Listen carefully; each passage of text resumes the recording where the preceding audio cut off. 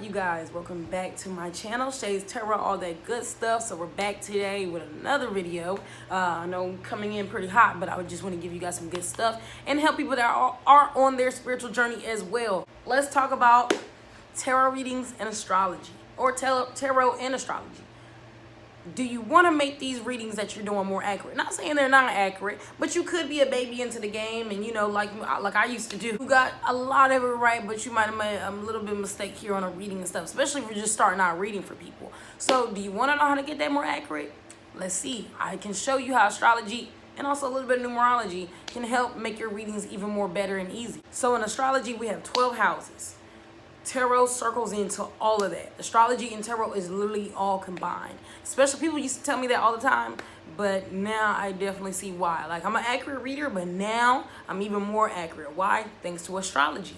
Now, before we start, of course, I want to give you guys, you know, some actual tools and resources, and trust me, it's not a lot of money, to be able to really study deep into more astrology, especially if you really want to get your readings even more right, to really identify the elements that are in these cards and so what. So I recommend, I found, of course, Amazon. Astrology Made Easy is on Amazon for like 15 bucks or less. I really don't spend a lot on books, so trust me, this isn't a lot, especially if you got Prime, so you know it isn't a lot. So Astrology Made Easy for beginners, to me, it has made my whole life so much easier, especially if you don't know like really nothing about astrology. This is definitely a key to helping you out. So like I said, there's 12 houses in astrology. There's cards I'm gonna go through. I'm not gonna pull out cards for all 12 houses. I pulled out cards for 10 houses. And we can talk about the 12th and 11th house, of course, too, but we definitely narrowed it down to the 10 houses because this is where it really focuses at majority of the time, especially if you're doing a general reading and stuff. So first we have to start with the houses. There's 12 houses. Let's start with, we're gonna go through house 1 through 10, and then we're gonna add on 11 and 12. Your first house rules your appearance, your identity, first impressions, and how you see yourself and how people see you. Well, not necessarily how you really see yourself, but how you present yourself in front of people. Like I said, your first impression, what people see of you. So, you know, depending on what your first house is in, especially if you're already into astrology, you know what first house is, that your sign is in, all this and that, you can apply it to this. Now, coming down to first house, I will say, starting off, there's no really a number one card. Or a 1 of Pentacles or a 1 of Cups or something like that. So myself, or my version of thinking of the first house energy, is always anything that's king and queen. You know, king, queen, and even sometimes ace is a thing for me too, that I think about almost as a first house kind of thing, but it also kind of gives me second house too, because it's also how you value yourself. So cards that really pop out that first house to me is always cards like the King of Swords, the Knight of Wands, and the Queen of Cups. Anything king or queen is really first house to me, because I always see, for me wise, I always see it's the person within themselves taking that charge and taking that lead in how they present themselves in a situation, no matter what the situation is. So also like the King of Pentacles as well. You know, really how you see yourself. That's why king and queen is always luxurious. You know, they're the leaders. So that's why it gives you first house energy. And also numerology, even get down to master numbers and life paths. If you already study numerology, you know that number 1 is the beginner. Life path 1 is the leader. 1 is the beginner, the soul purpose, the soul self. So also think about that in terms when you think about the Queen of Cups, King of Pentacles, King of Wands, all that, you know, king, queen kind of energy. When you think about those, always think about first house with the nose most of the time. Now, when we come down to the second house, this is where your cash values, not necessarily complete finance, but this is your assets, how you value yourself and how you value your money. But yeah, definitely finance. We could just throw finance in there because it is finance. So when we're looking at the second house, right? Let's say in a reading you pull up a 2 of Pentacles or even a 2 of Cups. Now, what you do need to know, if you want to get readings down even easier to identify what sign you're dealing with, always look at the element, earth element, not earth element, but the type of universe element you're dealing with. Pentacles is earth, any earth sign or earth energy. Wands is fire energy, any fire sign. Cups is any, you know, water sign. emotional energy. Or we have air, which is swords, which means communication, which is any air energy, any air element, like a Gemini's or something like that, right? So that's how to knock that down and get that out of the way. So now you know, okay, at least, oh, okay, so we have the Two of Pentacles. We're dealing with earth energy or earth sign. So now you know that. Or we got the Two of Cups. So we're dealing with water element. We could be dealing with a Pisces. We could be dealing with a Cancer. We could be dealing with a Scorpio. Now, when we're thinking about it in second house terms, let's talk about the Two of Pentacles first. Since we're already talking about finances, second house rules finances, cash, property, all that good stuff, right? When in money and anything that is your possession. The Two of Pentacles is, I just think about it, house, balance, and also think about number 2. It's the balance of your money, the balance of your finances. You're actually getting this work done. You're handling anything that's kind of being thrown at you when it comes to money-wise, especially upright. But like, of course, reverse, when you think about anything that goes backwards, think about how does that cash, that money, that property, all that stuff goes backwards, or that it slows down, or it also could be stagnant. So when you see a Two of Pentacles, okay, it seems like there's some stagnation or there's some slowdown, especially in reverse. Or it could be you're having a great time here. Everything's balancing out. Your money is balancing. Your checkbooks are balancing. All that good stuff. And of course, look at the imagery as well. Even when you're looking at the Two of Cups, same thing. And sometimes Two of Cups, and this is emotional. Sometimes I always usually see this could be yourself as well, dealing with seeing yourself, your reflection of you, or you could be dealing with a partner that is dealing with money. And the money, Two of Cups, not Two of Pentacles, but Two of Cups. Think about how you emotionally feel about money. Since it is in the second house, how do you emotionally feel about money? How does money balance with you? How does that duality really happen, you know? So when you're putting it together, so let's say, okay, so we got the, like we're reading, right? We got the King of Pentacles, my goodness. We have the King of Pentacles here. Upright. Everything's good. You're working towards your goals. All this good stuff. But then you have the Two of Cups in reverse. So then it's like, but emotionally, you could be detached from money. You could be having a hard time having a partnership with money. You could be having a hard time flowing with money. Especially if you're reading for earth signs such as like a Taurus, especially since me as a Taurus, I can see it so easily. You can really think about just the emotional void. I mean, you can think about, you can toss money around all you want, but there is some type of emotional connection to finances because you have to have finances to be able to pay your bills. So that Two of Cups in reverse, it could be you and this person having trouble with finances with each other, or you could be dealing with someone who also, or you could be dealing with yourself who's dealing a hard time with finances and duality, you know? Now moving into the third house. The third house represents siblings, neighbors, communication, education, quick trips, and early learning. So, since it already rules communication, and we had just so happened I had to pull out the Three of Swords. Swords is ruled by communication. Now, also, if you're having a hard time with this sword thing, always think about air energy. I always tap into Geminis because Geminis are easier to think about when it comes to air signs. It's not too easy to really think about Libra and Aquarius too much until you really get to hang on to astrology. But when you think of swords, think of Geminis. Geminis are talkers and thinkers. They're very analytical as well. They are ruled by Mercury as well. So it makes that easier for you to pin down, you know, what we're looking at, right? So Mercury is the planet of talking and listening, communication. So when you see the Three of Swords here, and we're talking about siblings and all this stuff, or neighbors, this could be also you trying to communicate to a neighbor, a partner, a person.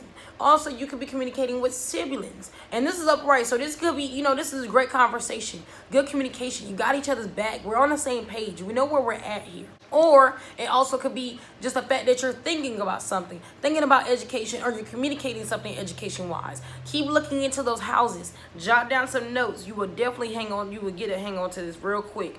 Also, this could be you communicating about early trips or planning early trips. When you think about communication, think about planning, all that stuff. Especially it's in the third house. The third house is definitely about educating yourself and communicating. This could be about team building, all that type of stuff. So even like, let's say if it's in reverse and it's in the third house, that means we're having problems with communication. We're having problems with the siblings, or we're having problems with the neighbors, problems with quick trips, or problems with the early learning. Anything that's something with thinking, it could be a blockage of what you're thinking about, or a blockage with what you're trying to say. So And a blockage does not always mean that you cannot say anything. Sometimes the blockage is just poor communication or even lead to an argument that has possibly happened. Moving on to the 4th house. This house is the house that is good for wrecking and changing lives, because this house is ruled around family, domestic, anything from your past, anything that's home and that represents you. That is your 4th house. 4th house is also your family, like I said, where you belong. So when we got 4, you think about family, let's put it with the Pentacles, for example. So we got the 4 Pentacles. So we have, okay, so when we're looking at it and how I read this, okay, we have 4th house energy going on here. Work, Pentacles, Pentacles, Pentacles. So we're balancing all of this work, looking upright. We're balancing all of this work from home and family, or for the home and family. Or we're also using things that we learned from our past to be able to do what we're doing now and why we work the way we work, or this is the reason why we work so hard, because family is everything, our home is everything. But when dealing with it in reverse, it also could be, you could be having problems in the home, you could be having problems working towards goals in your home or goals outside that contributes to the home. Knowing that this is 4th house energy, trust me, I feel you just never be wrong. So even if it was like the 4 of Cups, that's easy, right? So you got the 4th house energy, which is about home and family, and with Cups, imagine that being reversed. Yeah, yeah, definitely something to deal with, especially when it's during retrograde as well too. So it definitely will make an impact. All right, so now we're moving on to the 5th house. This is the fun part. Well, one of the fun parts. This is the fun zone, the creativity, the romance, the love affairs, the kids, all that good stuff. And, you know, and the creativity, like I said, the arts, all that, just that feely, touchy. This gives off that Venus energy. So let's say, right, like we pulled out, we have the 5 of Cups here, 5th house energy and Cups. So we have a water element in the creativity or the fun zone. So upright means that this romance, this love affair, all that fun stuff, we're doing good. We're having fun. We're living through it. We're just, you know, or we're having fun with our kids, or we're having fun with our little lover or something like that. You know, a little romance or love affair we're going on here. So when we're putting it with Cups, this is some deep emotional, this is that thrives within you. This also could be a soul fulfilling kind of thing that you're doing. So in the creativity house, in that 5th house as well, could be you going back to art, could be you cooking, dancing, anything that is creative is in that 5th house.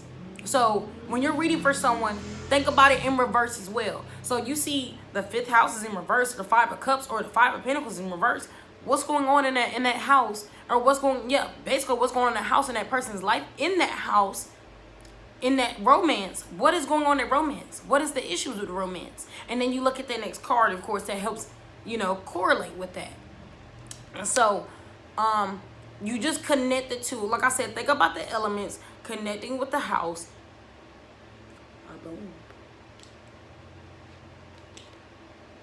Now we have the 6th house, and I also put out a 6 of Wands. 6th house rules daily life, routine, work, health. So like we have the 6 of Wands pulled out. I love the 6 of Wands. 6 of Wands comes so easily, especially, you know, I feel like Wands, fire energy. And you know, fire signs are all about determination, motivation, physical movement, actually getting goals done, really getting that done and going for that. So when we're looking at that 6 of Wands, that's even just looking at the imagery, that's what we see. Getting the things done, going to work on time, going to work daily, doing what you're supposed to do, taking care of the life and keeping up with that routine, eating right, all that kinds of stuff is going on here. So now we think about that house in reverse. Think about that house in reverse. What's going on? You're probably eating poorly. You're not eating right. You're not keeping up with your routine. You're being lazy. You know, all the type of stuff. It's always about the opposite in that house, and how this house can, you know, conjunct. how it can either conjunct or it can be squared, really. Like, now moving on to the 7th house. This is also another fun house for people that people really love to find out, because it is the house of partnerships, relationship, business partnership. This is about your lover, your spouse, and also could be your ex as well. This house also rules open enemies as well, because open enemies do have a relationship with you still, because there is a relationship for you guys to be enemies, you know.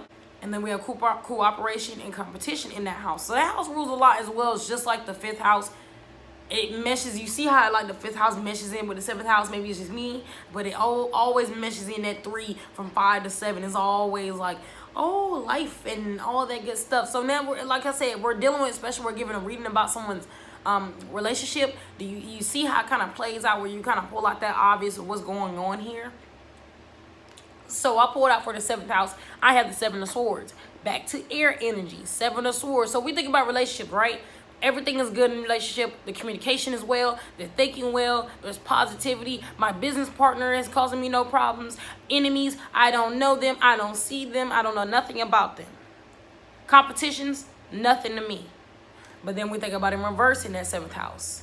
Competition is something to you. These enemies are causing you problems. Your relationship is having problems. You know, things are just having problems. This is where, like, you know, this is where the counseling, the love counseling and marriage counseling could happen also in this house as well.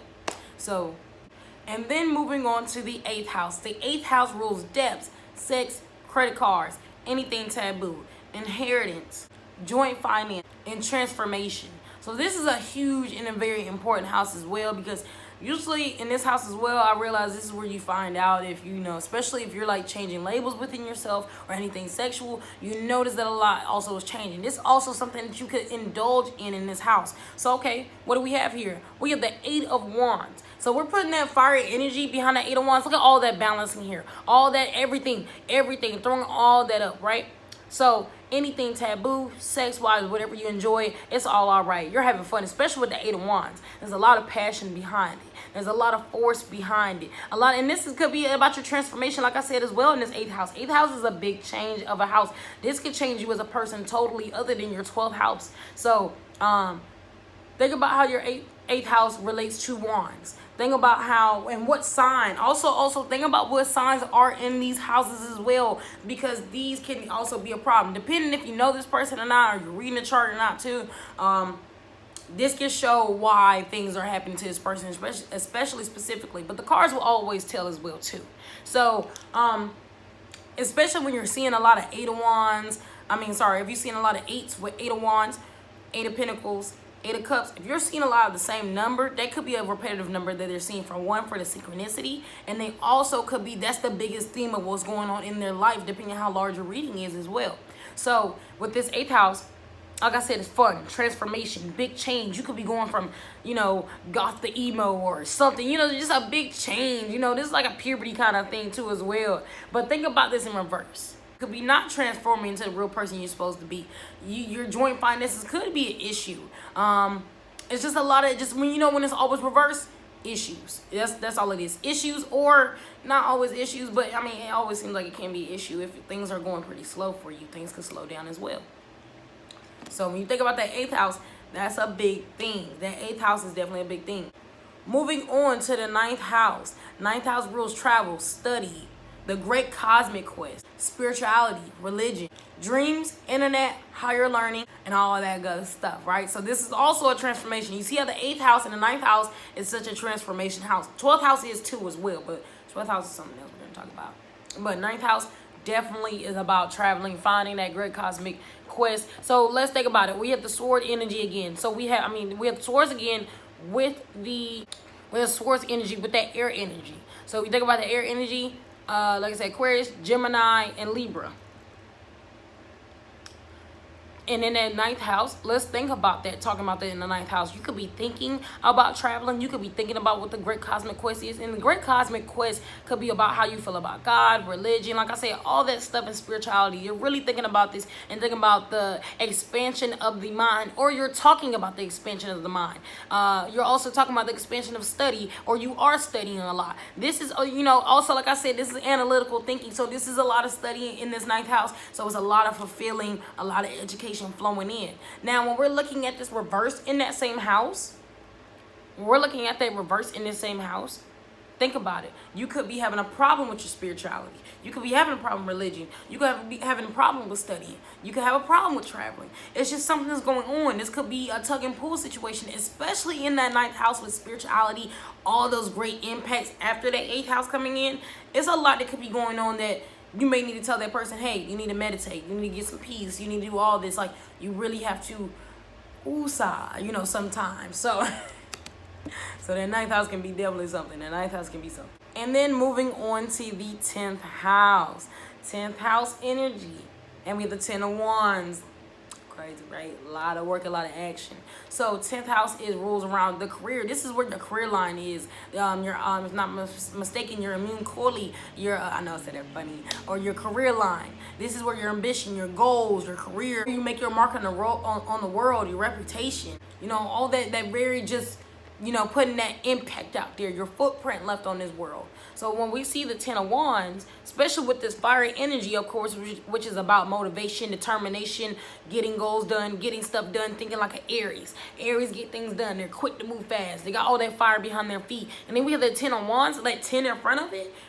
That means you're just tackling through your goals. You're going hard. You're hustling. You could be making all this money, all this good stuff. You know what I'm saying? So when we think about it in reverse, of course, we're probably not putting the pedal to the metal, especially if it's in Wands. We're probably not putting the pedal to the metal, or we're not feeling emotional when it's Cups. We're not feeling emotional or emotionally attached or detached to, you know, either or, depending upright or not in this house. Something in this house has to be worked on. So that's definitely like, I mean, it's pretty, you know, when you see, if you see, I feel like I know you guys know what I'm talking about, and it definitely will help.